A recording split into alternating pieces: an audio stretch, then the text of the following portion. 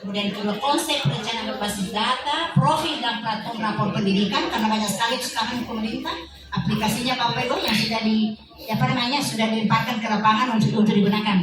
Kemudian mekanisme perencanaan berbasis data itu sendiri, kemudian monitoring dan evaluasi. Nah, dalam sesi ini Bapak Ibu diharapkan Bapak Ibu memahami tujuan dari kebijakan Merdeka Belajar. Ya, seperti apa sih tujuan Merdeka Belajar itu? Memahami tujuan perencanaan berbasis data sebagai salah satu solusi dalam kebijakan MB manajemen berbasis data. MB itu manajemen ya Bapak Ibu. Kemudian tapi kita lihat inilah yang kita ingin capai, yaitu profil belajar Pancasila. Selalu saja saya ingatkan bahwa yang menjadi tujuan yang kita ingin capai itu adalah profil belajar Pancasila. Dan di mana dari kemarin kita sudah bahas. Ini barangkali tidak usah bisa jelaskan bahwa ternyata anak-anak kita yang mewakili kita ya di Indonesia untuk lomba-lomba atau kompetisi tingkat nasional itu bukan nasional dunia, untuk dalam membaca anak-anak kita itu berada pada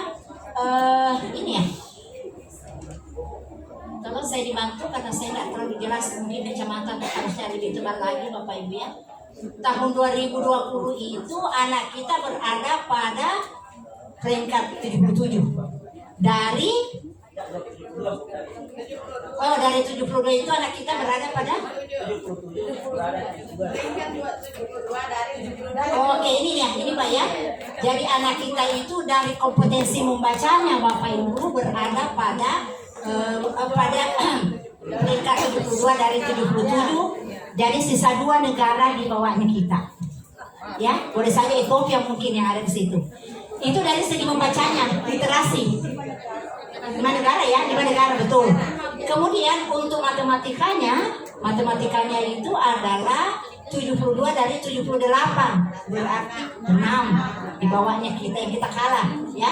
Kemudian dari segi sainsnya 70 dari 78. Nah, Bapak Ibu yang saya banggakan, kondisi ternyata anak-anak kita itu kompetensi membacanya, minat membacanya, pemahaman matematikanya dengan sainsnya itu sangat rendah Bapak Ibu. Sehingga sekarang itu yang sangat diutamakan dalam pengisian instrumen ini adalah mau dilihat bagaimana literasinya anak-anak. Literasinya, pemahamannya dia ketika membaca. Kemudian bagaimana numerasinya, itu matematika, perhitungannya. 2 itu karena menjadi dasar. Katanya kalau itu sudah dikuasai anak-anak, untuk ilmu-ilmu yang lain itu sudah mudah. Katanya ya, itu katanya bahwa kalau perhitungannya bagus, kemudian membacanya juga bagus, insya Allah dia bisa berkembang dengan maksimal. Itulah Bapak Ibu, dari faktor inilah sehingga pemerintah melakukan kemarin assessment Bapak. Apa namanya Pak? Assessment ANBK. Inilah nanti yang kita akan bicarakan. Hasilnya inilah yang nanti kita akan diskusikan bagaimana caranya menyusun program perbaikan dari hasil assessment itu. Oke? Kalau ada rapor mutu. Bapak Ibu masih ingat dulu ada kan namanya rapor mutu ya? Pemetaan mutu pendidikan. Di mana pada waktu itu Bapak Ibu dibagi, ada yang membahas tentang, ada kan 8 standar nasional pendidikan kan? Ada yang membahas SKL, ada yang membahas sarana, ada yang membahas tentang proseya, sarana dan seterusnya dulu. Kemudian datanglah orang dari mana, dari Bali mungkin, dari pusat, melihat apakah betul yang Bapak Ibu sudah isi itu sesuai dengan bukti visi yang Ibu miliki waktu itu. Bapak Ibu sekarang berubah namanya adalah perencanaan berbasis data yang didahului dengan assessment. Nah, dari hasil assessment terhadap SMK 1 Toli-Toli inilah nanti yang kita akan bahasakan bagaimana membuat perencanaannya sehingga SMK Negeri 1 Toli-Toli yang seperti yang kita lihat sekarang ini akan menjadi lebih baik lagi. Seperti itu gambarannya Bapak Ibu ya. Nah, ini gambarannya oleh Pak Nadiem, Menteri kita sekarang itu, ini semua yang sudah dia bikin. Ini semua masih ada tambahannya di sini Bapak. belum masuk di sini ya. Ada penggantian ujian nasional. Tidak ada sekarang ujian nasional, Bapak Ibu tahu? Sisa ujian sekolah.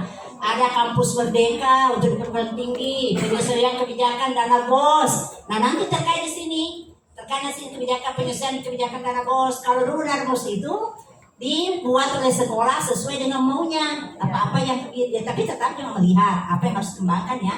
Tapi sekarang karena sudah ada aplikasinya, Bapak Ibu terikat, tidak sembarangan, karena kapan sembarangan tidak ada pada kegiatannya ada pada Arkas, itu tidak akan keluar uangnya, error nih Bapak Ibu. Nah, itu satu di antaranya. Kemudian program organisasi penggerak, di sini banyak yang berpenggerak. Alhamdulillah, salah satu nilai plusnya salah sekolah itu Bapak, kalau ada guru penggeraknya.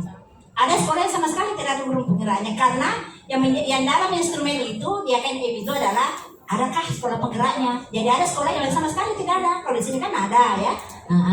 Kemudian ada guru penggerak, ada transformasi dana pemerintah untuk pendidikan tinggi, ini program sekolah penggerak, SMK Pusat Unggulan, yang sekarang ini SMK 1 Toli, Bapak Ibu ya.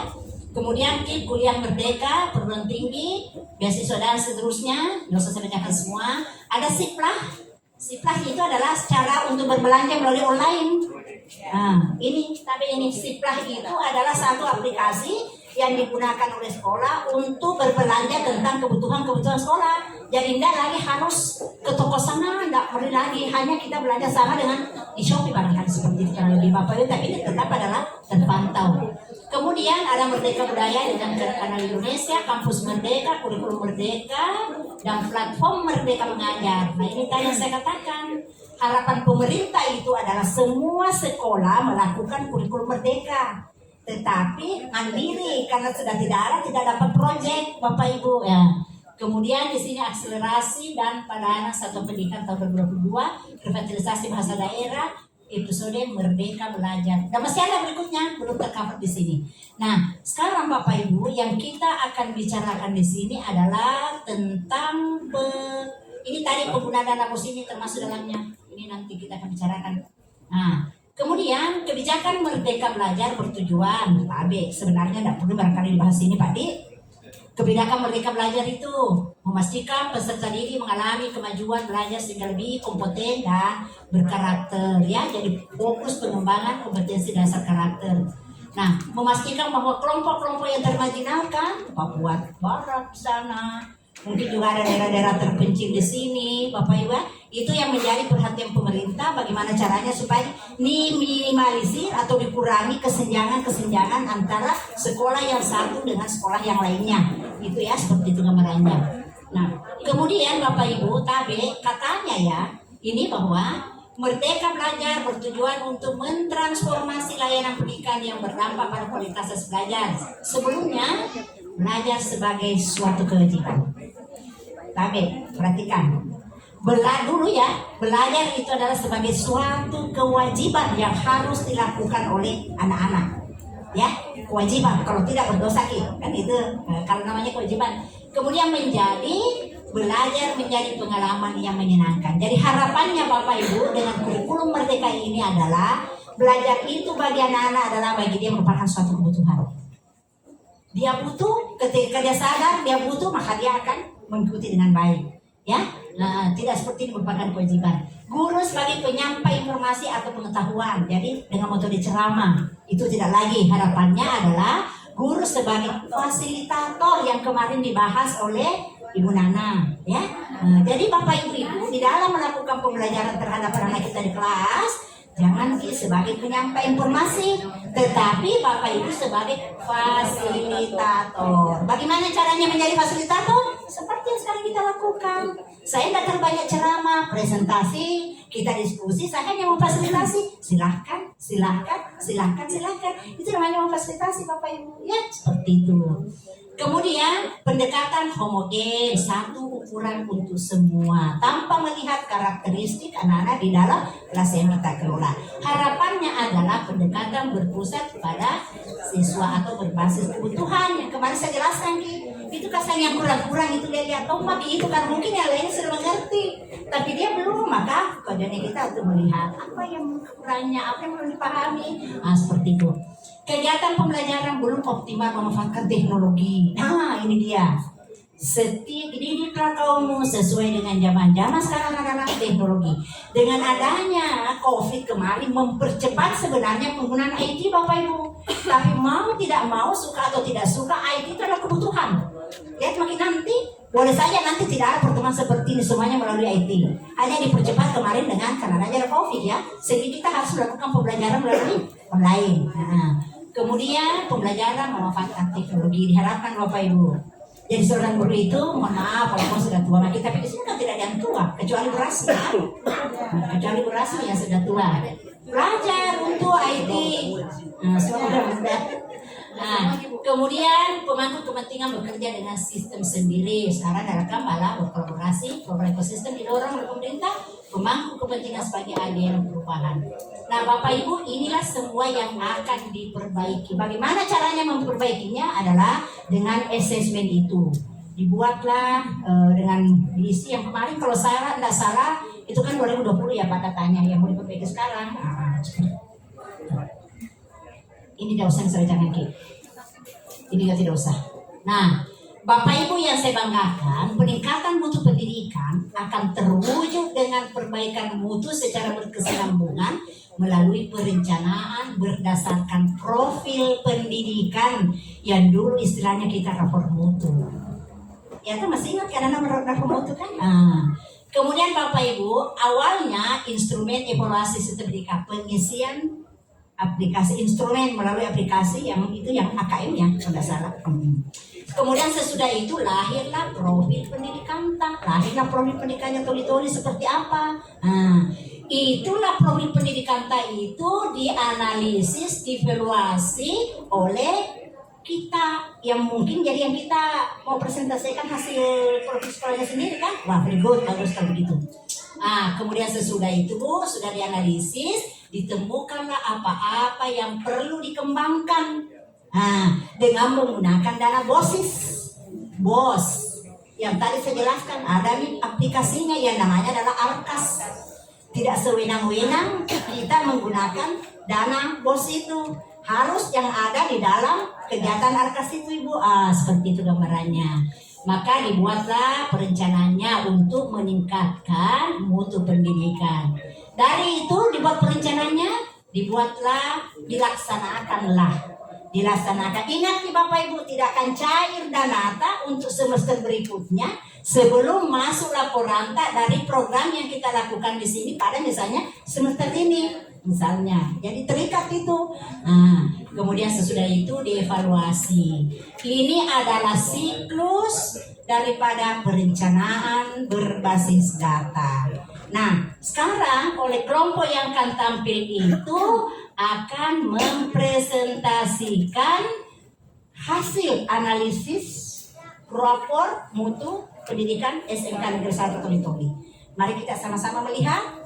Nanti kita akan bahas bersama. Kalau ada yang kurang jelas nanti kita akan diskusikan bagaimana cara menganalisisnya kalau memang salah ya, kalau mau dibetulkan.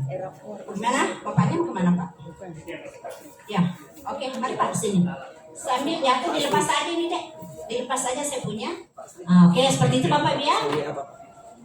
Nah, halo, Tabe sambil diatur.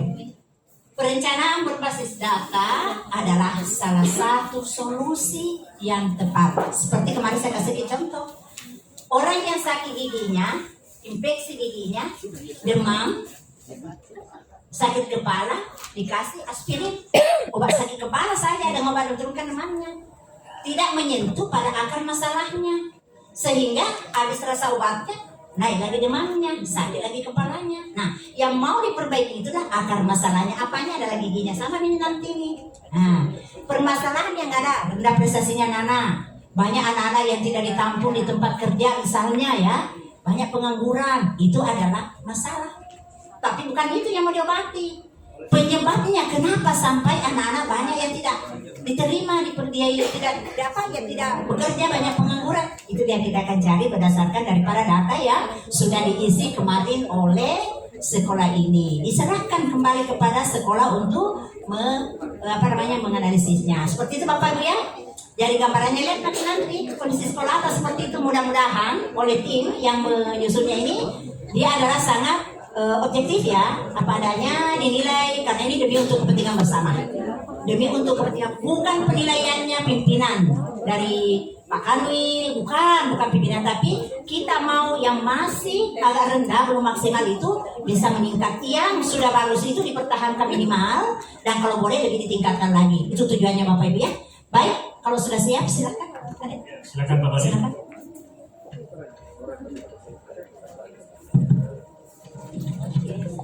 Oke, terima kasih Bu atas kesempatan yang diberikan. Assalamualaikum warahmatullahi wabarakatuh. Waalaikumsalam warahmatullahi wabarakatuh. Alhamdulillah pada siang hari ini kita masih diberi kesehatan dalam rangka untuk mengikuti kegiatan IHT terkait dengan apa yang telah disampaikan oleh pemateri ya, terkait dengan perencanaan berbasis data. Di sini saya sudah mengklasifikasi ya permasalahan data yang sudah terekam di rapor mutu sekolah. Jadi saya akan perlihatkan pertama rapor mutu kita di SMK Negeri 1 Tulitur ini seperti ini. Ya, seperti ini. Ada yang merah-merah itu yang masih kurang, ya, perlu ditingkatkan. Ya. Makanya dibahas sekarang. Ya, oke. Di sini ada beberapa. Nah, kemudian dari data-data dari rapor mutu ini kita akan mengklasifikasi apa yang kurang dan apa yang sudah baik. Ya, datanya seperti ini.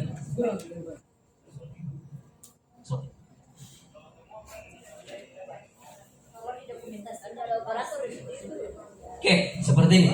Ada beberapa tabel.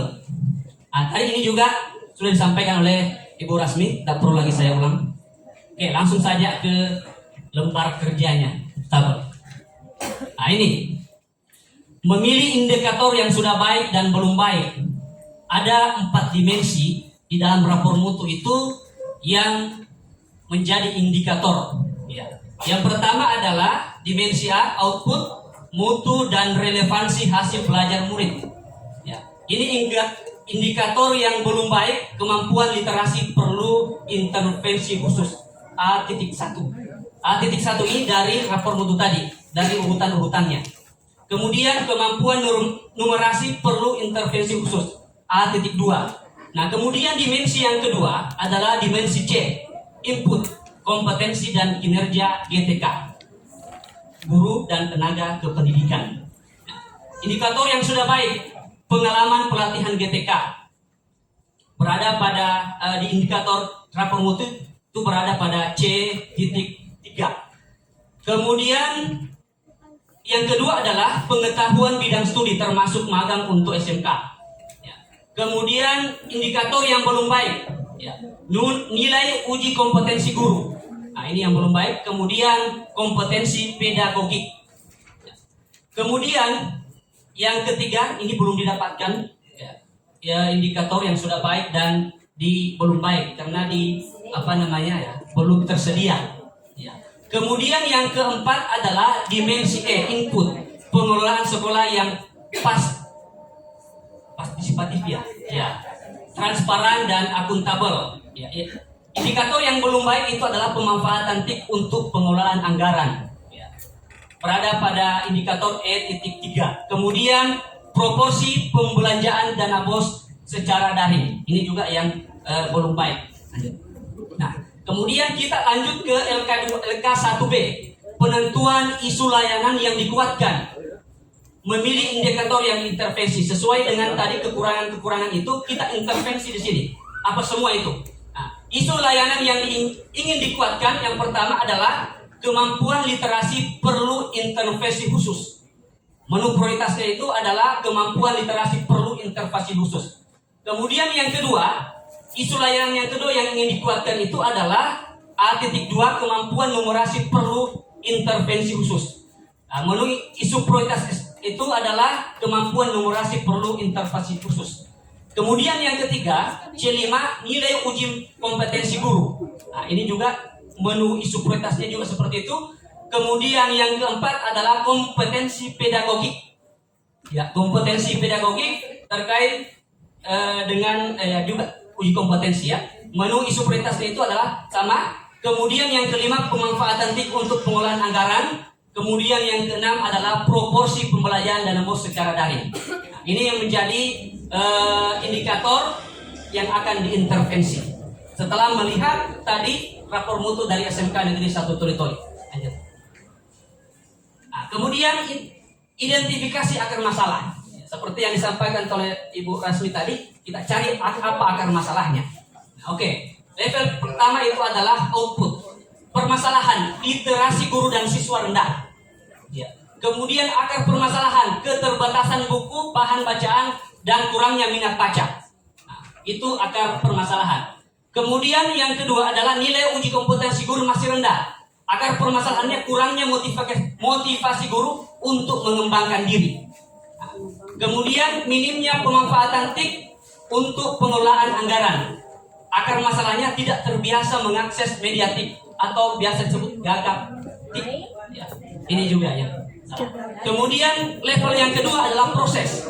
Nah, proses keterbatasan buku, permasalahannya keterbatasan buku, bahan bacaan dan kurangnya minat baca.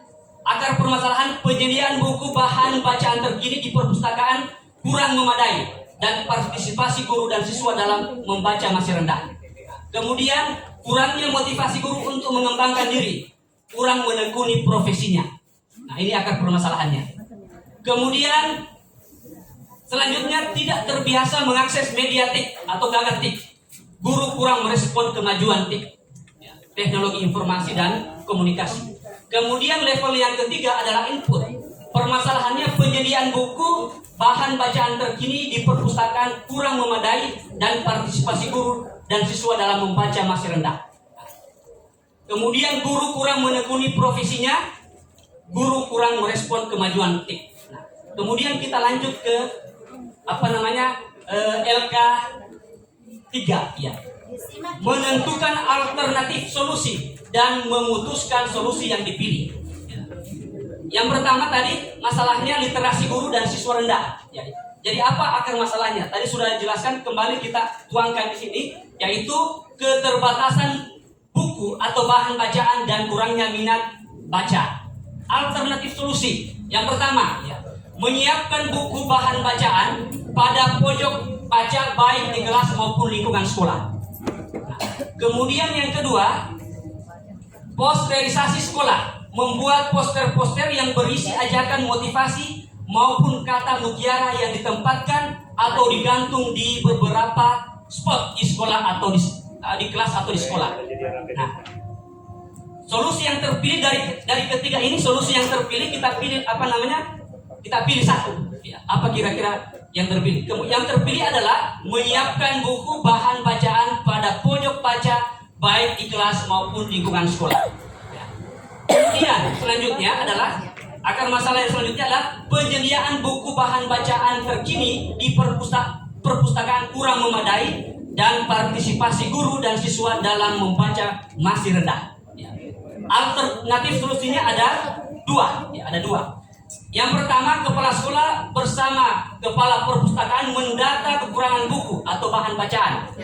Kemudian yang kedua, melakukan program kegiatan literasi di sekolah, memiliki 3 tahap, yaitu pembiasaan, kemudian pengembangan dan pembelajaran.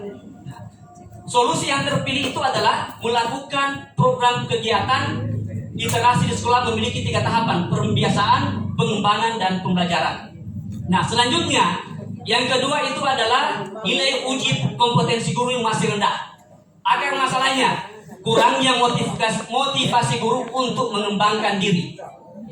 Alternatif solusinya ada dua. Yang pertama, penyelenggaraan pelatihan semacam in-house training seperti yang kita laksanakan sekarang.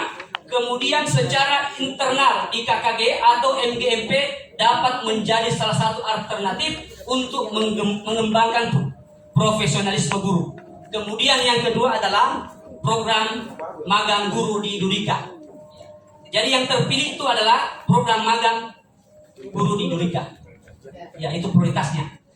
Itu sekira sudah dilaksanakan untuk beberapa guru. Kemudian Yang kedua adalah akar masalah yang kedua, guru kurang menekuni profesinya. Alternatif solusi ada dua juga. Yang pertama, kepala sekolah menugaskan guru untuk mengikuti diklat. Kemudian yang kedua, guru mengikuti kegiatan upskilling dan reskilling, guru kejuruan. Ini juga sudah dilaksanakan. Jadi solusi terpilih itulah guru mengikuti kegiatan upskilling dan reskilling guru kejuruan. Maka kita harus selalu mendaftar di SIM PKP untuk supaya ya upskilling. Jangan bilang tidak mampu saya, harus semua kita mampu untuk mencapai target ini. Oke, lanjut. Kemudian yang ketiga, minimnya pemanfaatan TIK untuk pengelolaan anggaran. Akar masalah tidak terbiasa mengakses media TIK atau gagap TIK. Alternatif solusinya ada dua.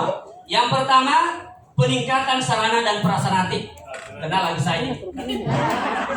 Kemudian yang kedua, memiliki akses teknologi digital di dalam lingkungan sekolah. Ya. Kemudian solusi terpilih peningkatan sarana dan prasarana TIK. Ya. Ini. Oke. Nanti kita bicarakan secara internal. Oke. Kemudian akar masalahnya. Kemudian guru kurang merespon kemajuan TIK. Ya, alternatif solusinya ada dua. Ya.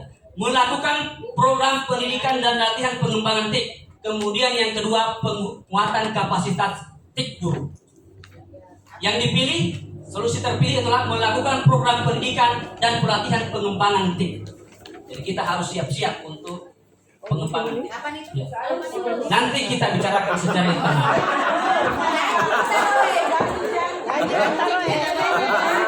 Kemudian lanjut kita ke LK4. Ya. Menetapkan target dari indikator yang diintervensi. Dampak tujuannya meningkatnya kemajuan literasi guru dan siswa, kaitannya penerapan di dunia kerja. Indikator keberhasilannya nilai kemampuan literasi terutama penerapannya di dunia kerja itu 85. Kemudian meningkatnya nilai uji kompetensi guru. Nilai uji kompetensi guru 85. Itu indikator keberhasilan. Kemudian yang ketiga adalah meningkatnya pemanfaatan TIK untuk pengelolaan anggaran. 100% pemanfaatan TIK untuk pengelolaan anggaran. Namun di sini ada juga kendala eksternal kita. Karena kita kalau di tahun ini masih terbatas seperti yang disampaikan oleh pemateri tadi. Setiap pembelanjaan itu harus melewati supply. Namun kita keterbatasan karena mungkin kita di wilayah Toli-Toli ini khususnya itu masih kurang yang menyiapkan ini aplikasi supply. Nah itu keterbatasan itu secara eksternal. Namun itu kita upayakan seperti ini. Kemudian hasil tujuannya meningkatnya kualitas pembelajaran di sekolah. Indikator keberhasilan 100% mampu mengerjakan tugas yang diberikan. Kemudian yang kedua, meningkatnya kompetensi guru baik kompetensi pedagogik maupun profesional. Nilai ujian kompetensi guru itu 85. Itu indikator keberhasilan. Kemudian meningkatnya pembelanjaan dan pelaporan dana BOS secara daring. Jadi indikator keberhasilan 85% pembelanjaan dan pelaporan dana BOS secara daring. Nah, ini sudah juga diterapkan. Jadi mau tidak mau kita harus secara daring sekarang. Ya. Kalau kita lambat pelaporannya secara daring itu akan berakibat atau berdampak pada keterlambatan dana BOS. Ya, seperti itu. Jadi itu pelajaran untuk kita ya.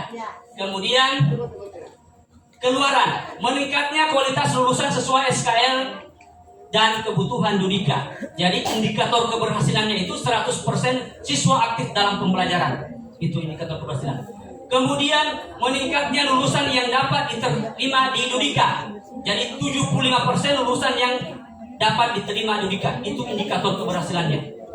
Ya, nanti kalau misalnya ini terlalu tinggi nanti kita turunkan, tapi kita harus target seperti itu. Ya. Kemudian meningkatnya indeks penggunaan platform SDS, sumber daya sekolah dan ketepatan waktu dan kelengkapan pelaporan. Jadi 100% indikator keberhasilan itu 100%. Indeks dengan penggunaan platform SDS, sumber daya sekolah dan ketepatan waktu dan kelengkapan pelaporan. Lanjut. LK5, ini kelima, menyusun rencana kegiatan dan anggaran. Sub kegiatan menyiapkan buku atau bahan bacaan pada pojok baca, baik di kelas maupun di lingkungan sekolah. Aktivitas mendata kekurangan buku, bahan bacaan. Kemudian yang kedua, menganalisis tempat yang memadai untuk digunakan sebagai pojok baca. Kemudian menyediakan pojok baca, monitoring dan evaluasi kekurangan buku atau bahan baca. Jadi ini PIK-nya itu adalah kepala sekolah dengan Wakasek. Ya. Mulai waktunya ini saya belum tentukan. Ya. Sumber dana itu adalah pos. Kemudian yang kedua adalah melakukan program kegiatan literasi di sekolah, memiliki 3 tahapan, yaitu pembiasaan, pengembangan, dan pembelajaran. Nah, itu menyusul rencana, kemudian mengkondisikan lingkungan fisik ramah literasi, mengupayakan lingkungan sosial dan afektif, mengupayakan sekolah sebagai lingkungan akademis yang literat, kemudian monitoring dan evaluasi program literasi. PIK-nya sama kepala sekolah dan Wakasek. Kita sumber daya itu adalah pos atau sumber dananya. Sumber dana. Kemudian program magang guru di Dudika. Aktivitas yang dilakukan adalah membuat rencana magang guru, menganalisis kebutuhan magang guru, melakukan kerjasama yang dibuktikan dengan pembuatan MOU bersama Dudika, kemudian melaksanakan magang di Dudika, kemudian monitoring evaluasi magang guru. Lanjut. Sub kegiatan selanjutnya adalah guru mengikuti kegiatan upskilling dan reskilling guru kejuruan atau vokasi. Nah, pertama, aktivitasnya melakukan analisis kebutuhan guru untuk mengikuti kegiatan upskilling dan reskilling, melakukan pendaftaran melalui SIM PKB atau melalui website yang telah ditentukan. Ini sumber dayanya mandiri karena cuma mendaftar saja. Ya.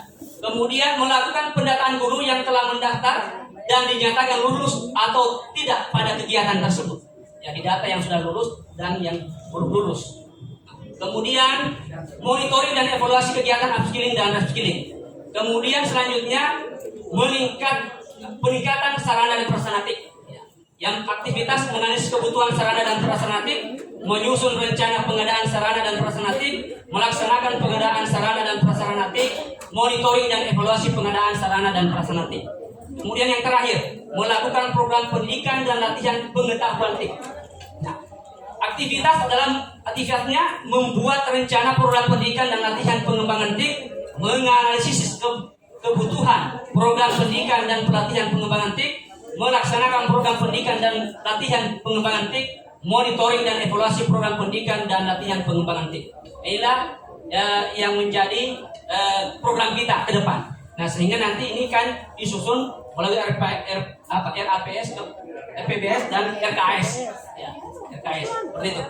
Terima kasih. Mungkin ada saran dari teman-teman. Sekian. Assalamualaikum warahmatullahi wabarakatuh.